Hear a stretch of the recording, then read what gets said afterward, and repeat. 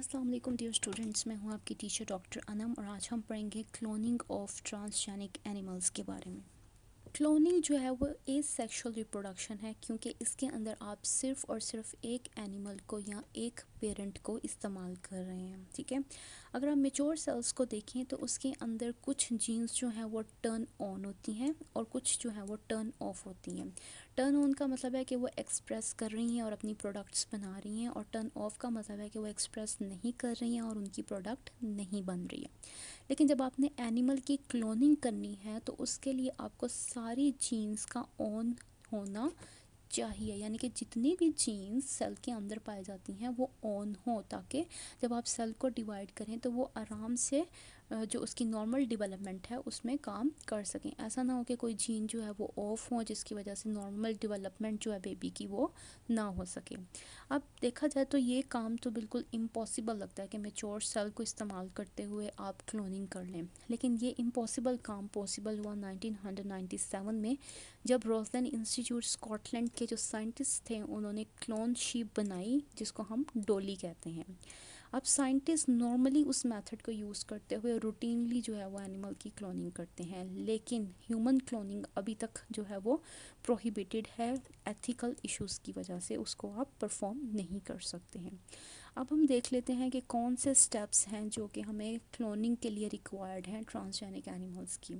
सबसे पहले आपने क्या करना है कि आपने एक डोनर एनिमल लेना है। फ़र्ज़ करें कि हमने इस शीप की क्लोनिंग करनी है। ठीक है, मैं क्या करूँगी कि मैं इस डोनर को लूँगी और इसका जो न्यूक्लियस है वो रिमूव कर दूँगी। ठीक है, इसके साथ साथ मैं एक और डोनर लूँगी, जो इस केस में हमारे पास शीप आ जाती है या दूसरी शीप है। मैं क्या करूँगी कि मैं इस शीप के अंदर से उसका एग सेल निकाल लूँगी। ठीक है, अब मैंने क्या किया कि जो उसका एग सेल है उसके अंदर जो न्यूक्लियस है उसको मैंने रिमूव कर दिया।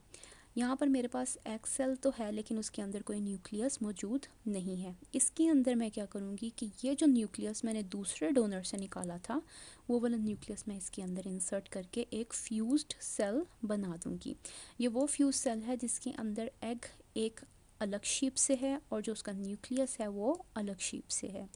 इसके बाद क्या करूँगी कि मैं इस फ्यूज सेल को अलाउ करूँगी कि वो नॉर्मली डिवाइड करे। जैसे जैसे वो डिवाइड करेगा नंबर ऑफ़ सेल्स बढ़ते जाएंगे और हमारे पास फाइनली एम्ब्रियो बन जाएगा। जब हमारे पास एम्ब्रियो बन गया, एम्ब्रियो का मतलब है कि सेल्स का एक गुच्छा बन जाएगा, तो हम क्या करेंगे कि हम उस एम्ब्रियो को एक फोस्टर मदर का जो यूट्रस है उसके अंदर इम्प्लांट कर देंगे। यानी कि हमने क्या किया है कि इस एम्ब्रियो को इस शीप के अंदर डाल दिया है ताकि इस शीप के अंदर बेबी की डेवलपमेंट हो सके।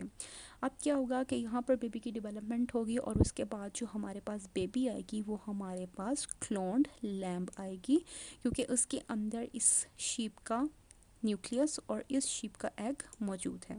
तो इस तरीके से हम जो है वो क्लोनिंग कर सकते हैं, ट्रांसजेनिक एनिमल बना सकते हैं। तो ये हमारा आज का lesson cloning of transgenic animals के ऊपर। अगर इससे रिलेटेड आपके पास कोई क्वेश्चन है तो मेरे से पूछ सकते हैं कमेंट सेक्शन में। मैं मिलती हूँ आपको अगली वीडियो।